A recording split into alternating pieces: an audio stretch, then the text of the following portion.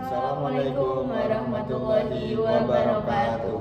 Kami dari Universitas Bhayangkara Surabaya, Fakultas Ilmu Sosial dan Politik, Prodi Administrasi Publik. Dengan saya Beni Rahman, NIM 24131111019, dan rekan saya. Dengan saya Sabrina Salsabila dengan NIM 241311004. Di sini kami akan menjelaskan tentang mata kuliah kebijakan publik dengan model teori permainan dan model pilihan publik. Di sini kami akan melanjutkan tentang model teori permainan yang akan dilanjutkan oleh rekan saya. Model teori permainan atau disebut game theory merupakan suatu pendekatan yang digunakan untuk menganalisis proses pengambilan keputusan yang melibatkan dua pihak atau lebih yang sering berinteraksi dan memiliki kepentingan yang berbeda. Teori ini berawal dari bidang matematika dan ekonomi, kemudian berkembang serta diterapkan dalam berbagai disiplin ilmu seperti politik, administrasi publik, bisnis, hubungan internasional, dan ilmu sosial lainnya. Model permainan melibatkan dua pihak atau lebih. Yang kedua, adanya tujuan atau kepentingan tertentu. Yang ketiga, menggunakan strategi dalam pengambilan keputusan. Yang keempat, keputusan saling mengaruhi. Yang kelima, bersifat rasional. Selanjutnya, tujuan model teori permainan. Yang pertama, menganalisis pengambilan keputusan. Model teori permainan bertujuan untuk memahami bagaimana individu atau kelompok mengambil keputusan dalam situasi yang melibatkan pihak lain. Yang kedua, menentukan strategi terbaik. Membantu para pemain memilih strategi yang paling efektif atau untuk memperoleh keuntungan maksimal atau meminimalkan kerugian. Yang ketiga, mencari solusi yang optimal, bertujuan menemukan hasil atau keputusan yang saling menguntungkan, baik bagi individu maupun pihak-pihak yang terlibat. Selanjutnya ada kesimpulan. Model teori permainan atau disebut game theory merupakan suatu pendekatan yang digunakan untuk menganalisis pengambilan keputusan yang melibatkan dua pihak atau lebih yang saling berinteraksi serta memiliki kepentingan tertentu. Model ini menekankan bahwa keputusan yang diambil oleh seorang atau suatu kelompok tidak hanya bergantung pada pilihannya sendiri, tetapi juga mempengaruhi oleh strategi dan tindakan pihak lain. Nah, selanjutnya dalam model teori permainan ini kami juga mengambil studi kasus yang nyata yang ada di Indonesia. Kasus ini saya ambil dari sumber emedia.dpr.go.id yang dimana kasus ini tuh tentang strategi Indonesia menghadapi kebijakan tarif Amerika Serikat. Nah, pada tahun 2025 Indonesia menghadapi perubahan kebijakan perdagangan global akibat tarif impor yang sangat mahal yang diterapkan oleh Amerika Serikat. Nah, pemerintah Indonesia ini memilih menggunakan pendekatan diplomasi antara ekonomi dan negosiasi perdagangan untuk menjaga kepentingan nasional.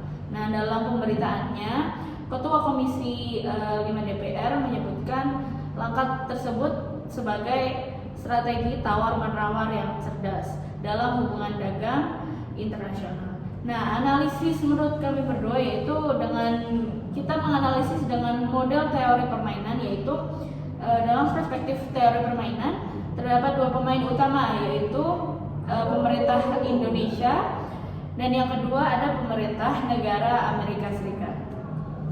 Nah, jadi skenario dalam permainan ini jika Indonesia dan Amerika Serikat sama-sama memilih kerjasama, kedua negara memperoleh manfaat ekonomi yang benar. Nah, jika Amerika Serikat menaikkan tarif dan Indonesia tidak merespon, maka Indonesia dapat mengalami kerugian perdagangan akibat ketidaksetujuan dan ketidakresponan. Nah, apabila kedua negara saling membalas dengan hantaman perdagangan, kedua pihak negara itu dapat mengalami kerugian yang lebih besar daripada sebelumnya.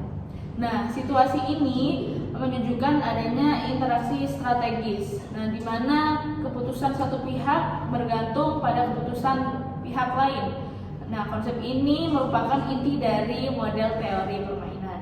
Jadi, menurut kesimpulan, yaitu kasus diplomasi ekonomi Indonesia dalam menghadapi kebijakan tarif di Amerika Serikat merupakan contoh penerapan model teori permainan yang dimana pemerintah Indonesia tidak dapat membuat keputusan secara sepihak, melainkan harus mempertimbangkan respon dan strategi negara lain. Oleh karena itu, kebijakan diambil merupakan hasil dari proses perhitungan strategis dan negosiasi antar aktor. Oke, di sini kami akan pertama membahas model pilihan publik, yaitu yang akan dibacakan oleh rekan saya. Adalah suatu teori dalam ilmu ekonomi dan ilmu politik yang menganalisis bagaimana pelaku politik, politisi, birokrat, dan warga negara atau pemilih membuat keputusan dalam konteks pasar politik dengan menerapkan prinsip-prinsip ekonomi seperti kalkulasi biaya manfaat publik, yaitu adalah suatu teori dalam ilmu ekonomi dan ilmu politik yang menganalisis bagaimana pelaku politik, politisi, birokrat, dan warga negara pemilih membuat keputusan dalam konteks pasar politik dengan menerapkan prinsip-prinsip ekonomi seperti kalkulasi biaya manfaat. Tokoh pendiri model pilihan publik dipopulerkan oleh yang pertama James M. Buchanan, yang kedua Gordon Tulloch. Konsep dasar model pilihan publik. Prinsip utama teori pilihan publik yang pertama individualisme metodologis. Semua keputusan kolektif pada dasarnya berasal dari keputusan individu. Tidak ada keputusan kelompok yang terpisah dari keputusan anggota kelompok. Yang kedua, kepentingan diri rasional self-interest. Setiap pelaku dalam sistem politik bertindak rasional untuk memaksimalkan kepentingan dirinya sendiri, bukan kepentingan masyarakat luas. Yang ketiga, mekanisme politik seperti pasar. Politik dipandang seperti pasar dan penawaran dan pemintaan kebijakan. Komponen model pilihan publik, yaitu yang pertama pemilih. Memilih kebijakan atau pemimpin yang memberi manfaat terbesar. Yang kedua, politisi. Mencari dukungan suara untuk memenangkan pemilu. Yang ketiga, birokrat. Melaksanakan kebijakan sekaligus mempertahankan posisi dan anggaran. Yang keempat, kelompok kepentingan. Mempengaruhi kebijakan sesuai tujuan kelompok. Kesimpulan, melalui model pilihan publik, kebijakan pemerintah dipahami sebagai hasil interaksi, negosiasi, dan pilihan berbagai pihak yang berusaha memaksimalkan keuangan atau kepentingan masing-masing.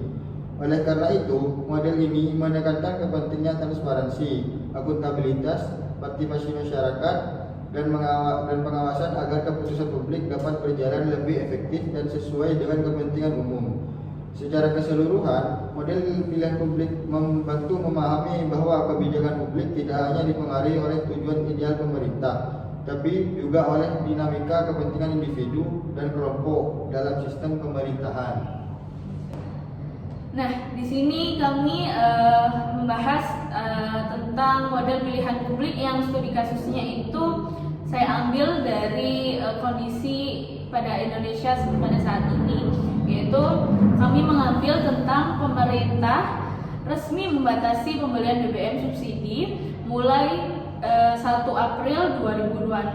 Nah, di sini itu pemerintah melalui BPH atau Migas memberlakukan pembatasan pembelian BBM bersubsidi atau Pertalite dan solar subsidi mulai pada tanggal 1 April 2026. Nah, kebijakan ini bertujuan agar subsidi energi lebih tepat sasaran dan mengurangi penyalahgunaan BBM bersubsidi. Pembelian Pertalite dan solar dibatasi berdasarkan jenis kendaraan dan kuota harian yang tercatat melalui sistem My Pertamina. Nah, di sini di dalam studi kasus ini ada beberapa ketentuan yang diberitakan, antara lain yang pertama ada kendaraan pribadi roda 4 maksimal membeli 50 liter Pertalite per hari. Dan yang kedua ada kendaraan pribadi roda 4 maksimal pembelian 50 liter solar subsidi per hari. Dan yang ketiga yaitu angkutan umum roda 6 ke atas yang memperoleh kuota solar subsidi yang lebih besar daripada kendaraan pribadi dengan menyesuaikan operasional. Nah, di sini itu menurut analisis kita berdua, model pilihan publik itu menurut teori public choice, pemerintah sebagai aktor politik berusaha menyeimbangkan dua kepentingan, yaitu yang pertama ada efisiensi anggaran. Negara pemerintah ingin mengurangi pemborosan subsidi dan menjaga APBN. Dan yang kedua ada pembatasan dilakukan agar BBM bersubsidi tidak dinikmati oleh pihak yang tidak berhak dan menyalahgunakan kewenangan. Dan yang terakhir yaitu menjaga dukungan masyarakat kepada pemerintah untuk tidak menghapus subsidi secara total karena dapat menimbulkan penolakan masyarakat. Jadi menurut kita kesimpulan dari studi kasus yang kami ambil yaitu tentang BBM ini, kasus BBM ini bersubsidi merupakan contoh nyata yang kami ambil dari sumber CNBC Indonesia. Nah, ini tuh kebijakan yang diambil pemerintah merupakan hasil pertimbangan antara kepentingan fiskal negara dan tuntutan masyarakat sebagai penerima manfaat subsidi. Dengan demikian, keputusan publik tidak hanya didasarkan pada pertimbangan ekonomi, tetapi juga pada pertimbangan sosial dan politik. Sekian penjelasan dari kami tentang model teori permainan dan model pilihan publik. Kami mohon maaf apabila ada salah kata dan terima kasih. Wassalamualaikum warahmatullahi wabarakatuh.